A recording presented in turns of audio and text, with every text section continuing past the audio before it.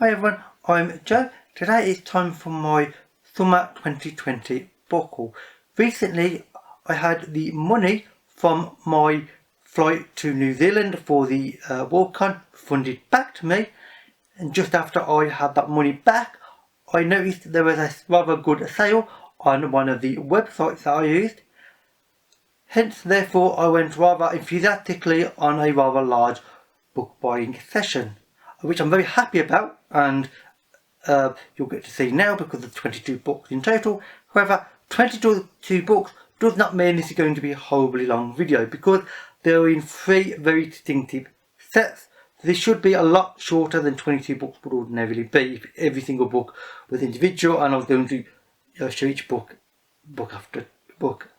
So the first set of books are The Legend of the Galactic Heroes by Yoshiki Tanaka. These are books 6, 7, 8, 9 and 10, of which there are 10 in total. So this is the exact second half of the series. This is a science fiction series that reads very much like a fantasy alternate history setting set in space. Essentially you have a Germanic type empire, obviously on spaceships and multiple planets, that are extremely powerful and with this sort of dynasty of leaders and such. Many centuries ago you had a group of people from the empire split off and escape, and they formed their own essentially alliance and republic, and with completely different laws.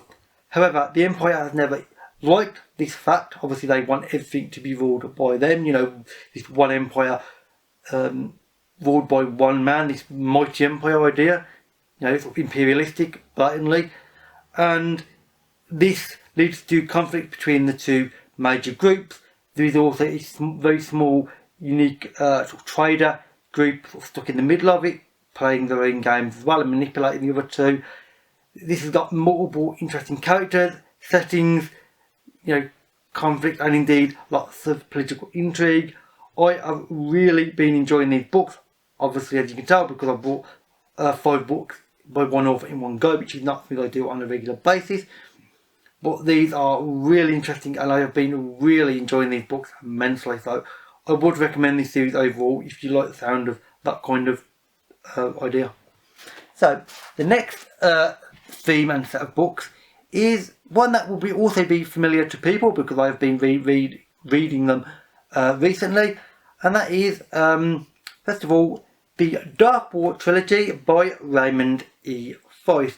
This comprises Flight of the Nighthawks, Into a Dark Realm and Wrath of a Mad God. Now the overall Rift War universe is made up of 30 different books, different duologies, trilogies and quadrilogies. This is the third from last, and it's not the last you'll see in this video because, oh yes, I told you I bought a lot of books. I bought the Demonwar duology, which is made up of Ride the Dread Legion and At the Gates of Darkness, and then obviously that is the penultimate set.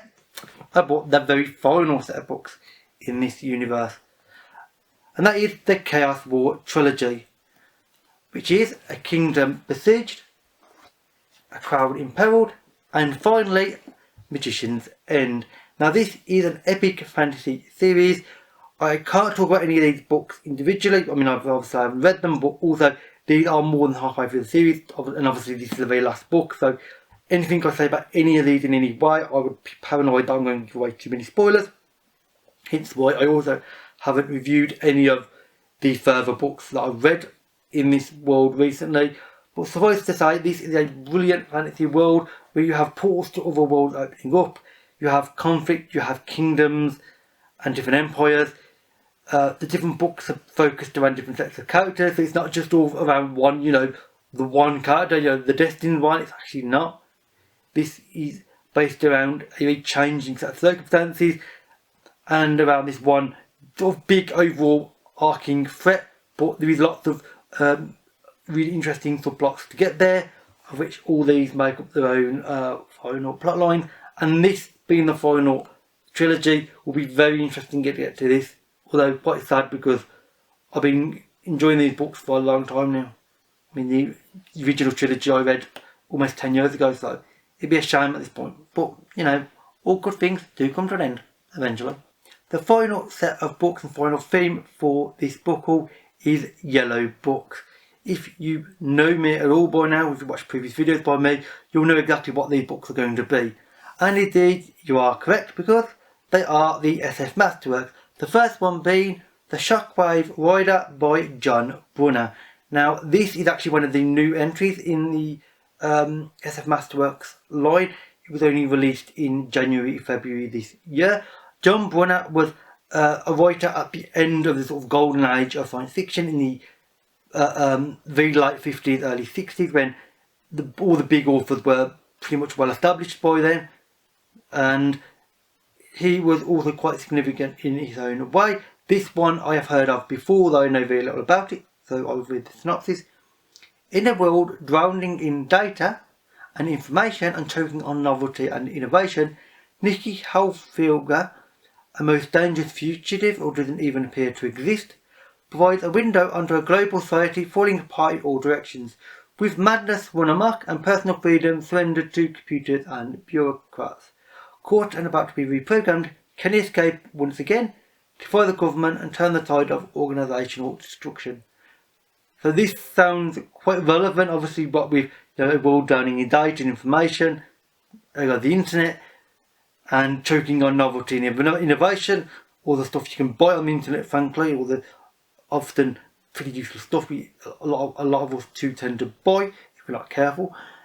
So this is about, you know, rebelling against that idea and trying to try to restore society to a more sane level, which frankly is not a bad idea. So this sounds like an interesting one and quite relevant to today. The next book in this, I'm going to talk about them in alphabetical by author's name, is Native Tongue by Suzette, Haden, Elgin. Now, I know nothing about this author. I've never actually heard of her before the Masterworks or this book. Although I do know that Rachel, a fellow booktuber and friend, has been wanting to read this book for some time, so frankly that's all I really needed to know, and obviously it's a masterwork. I'll read the synopsis. In 2205, the 19th Amendment has long been repealed and women are only valued for their utility. The Earth's economy depends on an insular group of linguists who breed women to be perfectly interstellar translators until they are sent to the barren house to await death. Nazareth, the most talented linguist of our family, is exhausted by her constant work translating for the government and longs to retire. What she does not yet know is that a clandestine revolution is going on in the barren houses. There, word by word, women are creating a language of their own to free them from men's domination. So this is obviously very distinctly women's liberation and equality between sexes, which we are sadly lacking in our own world. Although obviously people are trying, and I hope that things actually do start to change in our current climate now. This again sounds like it might have certain relevant things to what is going on with the world now. I mean, obviously being, equality for women, which they obviously deserve, which we are lacking, is something that is an ongoing thing. So it will always be relevant until we achieve that. When that might be, I can't say, although I do believe that equality between men and women actually will happen eventually. We just have to get certain idiots out of political power and various things like that. Anyway, that's a discussion for another time. The third book that I'm going to talk about is The Caltrops of Time by David I. Mason. Now, I know nothing about this book except one of the thinner masterworks I've bought in a while, so I'll read the synopsis. This collection, I didn't know it was a collection, is David I. Mason's only published book of fiction. Most of the stories here made their first appearance in New World science fiction during the 1960s under the legendary editorship of Michael Moorcock. Okay, that's interesting. An apocalyptic battle at the edge of the unknown, the deadly fascination of voracious magma, okay, a world where the weather expresses itself as mood. These are only some of the themes tackled with superb scientific speculation for one of British science fiction's truly original voices. So a short story collection with the masterworks. I mean, there are some already, but I didn't know this was one of them. I mean, especially with the size, I thought this was a normal novel. So this is really quite interesting to me. Obviously, these were written for a series of short story magazines by Michael Moorcock, who is well known and got issues with him as an author. Some people have already, although that's again a discussion for a different time. So this sounds like it could be a very interesting one at the end of the day. The next book I'm going to talk about is Purveyne by Keith Roberts. I will read the synopsis of this. 1588, Queen Elizabeth is felled by an assassin's bullet. As you do. Within the week, the Spanish Armada sets sail, and its victory changes the course of history. Okay. 1968, jumping forward several hundred years, England is still dominated by the Church of Rome. There are no telephones, no television, no nuclear power. As Catholicism and the Inquisition tighten their grip, rebellion is stirring. So this is basically alternative history where, obviously, you know, the British Empire did not try and basically conquer the world because we didn't have the chance. We basically lost our military forces against Spain. Therefore, we lost our empire and we were ruled by somebody else. Which by itself isn't unusual because England, whilst we were a very aggressive country in our history, we tried to conquer and didn't manage to conquer multiple other countries in our history. We were also defeated and conquered ourselves as well by multiple civilizations. So, you know, this is a book I reckon that somebody who really knows history might enjoy. I am not an expert on history by any means, but of course alternative history set in England should provide an interesting setting, and this should be very interesting to get to. So I'm looking forward to this one. The next book is Wasp, written by Eric Frank Russell. Synopsis for this one is: the war has been going on for nearly a year and Earth needed an edge, which was where James Mowry came in. If a wasp buzzing around in the car could distract the driver enough to cause him to crash, what havoc could one elite operative wreak on an unsuspecting enemy? Intensively trained, his appearance surgically altered, Mowry is landed deep in enemy territory. His mission is simple: sap morale, tie up resources, cause mayhem. In short, be a wasp. This is obviously a sort of a spy kind of sort of secret agent type science fiction novel, which I haven't read many of recently, although I have read various ones over the years. And this sounds like an interesting one because, of course, this is obviously set on Earth where it's at a war, sort of like apocalyptic setting, written years ago. The author died in 1978, so this is obviously a sort of older science fiction book. I say a lot of the masterworks are, some of them are more recent. This is not one of the very recent ones, and this should be an interesting one to get to because that setting with one man and his sort of secret agent type things could be an interesting one and could present some rather interesting scenarios. The next book I'm going to talk about is a very well-known author, and indeed a well-known book, and that is City by Clifford D Simak. City and Simak are both a well-known book and are both a well-known author. He was writing in the golden age of science fiction again, and I will read the synopsis. On a far future Earth, mankind's achievements are immense. Artificially intelligent robots, genetically uplifted animals, interplanetary travel, genetic modification of the human form itself. But nothing comes without a cost. Humanity is tired, its vigor all but gone. As the human race dwindles and declines, which of its great creations will inherit the Earth? And which will claim the stars? So this is about, the inheritance of what will come after humanity's basically failed in time, and when we die up, which will happen. What will come after us? What could come after us? And how? And what is it caused by? Because of course, in this, obviously all the things that might take over from us are created by us, either directly or indirectly. So how does that work out? This sounds like it's going to ask some interesting questions, and obviously the cover's got a giant insect on it. So this could be an interesting one, of which I've heard multiple things about before, though I'm quite interested to get to this one. So the next masterwork that I'm going to talk about is The Snail on the Slope, written by Arkady and Boris Strugatsky. Now, Arkady and Boris were Russian science fiction authors.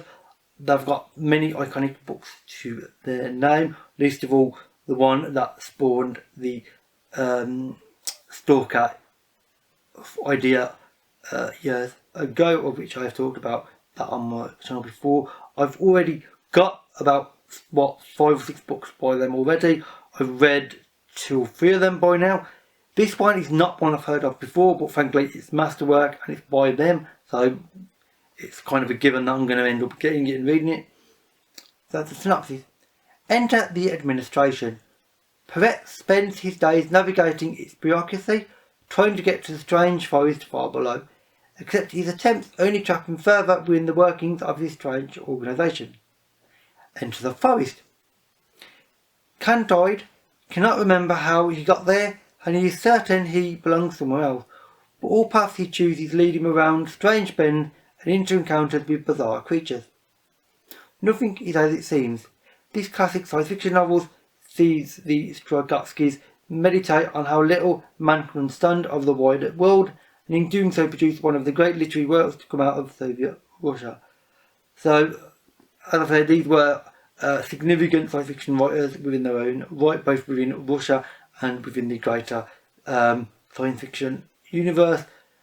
All their books have got some interesting ideas with curious writing. I've not always got the point of their writing immediately when I've read their books, but they've all got really interesting writing and very curious ideas in. So this one will be one that I will almost certainly enjoy. May not understand it 100%, but I'll certainly enjoy trying to understand it. So, that's going to be an interesting one. The penultimate book of this video is The Gate to Women's Country by Sherry S. Tepper. As you may know if you've seen all the videos by me, I have a long-running situation with Rachel, a friend and fellow booktuber known as Kalnardi, where we basically buddy read almost every single book by Sherry S. Tepper there is. This is actually the only book by Tepper that I haven't read, that Rachel has read, and I would like to fix her, hence me getting this book now. And I will read the synopsis of this. Women rule in women's country. Well, yeah, unsurprisingly. Males are segregated at an early age and live in garrisons, plotting futilely for the battle that must never be fought again. Inside the women's towns, protected from marauding males, education, art and science flourish. But for some, there is more to see. Stavia Sejourn, with the man she's forbidden to love, brings into sharp focus the contradictions that define their lives. Soon, Stavia will face a decision, one that will change her world forever. So this is obviously a very book that deals with obviously equality between male and female, and women's place in society, which I've already mentioned in this video a while ago. Tepper always does it in a really curious way, which I've talked about with Rachel and I've talked about in videos before. She has really interesting ideas. She often has very strange ways of getting the ideas across, however, which sometimes work, sometimes don't. It depends on the book. However, her ideas are always interesting regardless of whether they actually make sense or whether I even enjoy them. They're always interesting. So basically Tepper is an author that I have been enjoying, hence why I've got this, and one that I'll be very happy to get to in the very near future. And the very last book is actually related to Rachel again, in a sense, and that is The Man Who Fell to Earth by Walter Tevis. Now, Rachel Kalnardi recently only just read this and actually did a separate review of this, which I'll link in the description box below. She did actually ask me did I want to buddy read this at the time, but I didn't have the book then, and then the offer became available, and I decided that I should probably buy it and read it, because Rachel obviously wanted to read it, and her review was also really interesting, and gave a very favourable review of it. So these are the synopsis of Thomas Jerome Newton is an alien from the planet Anthea, an advanced world that has been devastated by a series of nuclear wars. When he lands on Earth, disguised as a human, it's with the intention of saving his own people from extinction. Patenting advanced Anthean technology, he soon begins to amass the fortune he needs to help his people. But there are some who are suspicious of Newton's company's innovative products, and suspect there's more to this man than meets the eye. Why so? So this I've already I'm quite eager to read due to Rachel's very recent review. It is an interesting one. I have one book by Tevis already, although I haven't read that one either, so I've got 2 books by Tevis to read now. His writing style sounds interesting though, and I have no doubt that I will enjoy his books overall. So, with that said, that's it for all of the books that I've talked about in this video. If you've read any of these, or you would like to, or you'd like to make recommendations based on any of these books that you think I might enjoy reading myself, then please leave a comment and we can have a talk about it. I'm always interested to talk about and get into new books and new ideas, and indeed even new genres. All the social media links to everything I talked about, along with the link to Rachel and her review, will be linked in the description box below.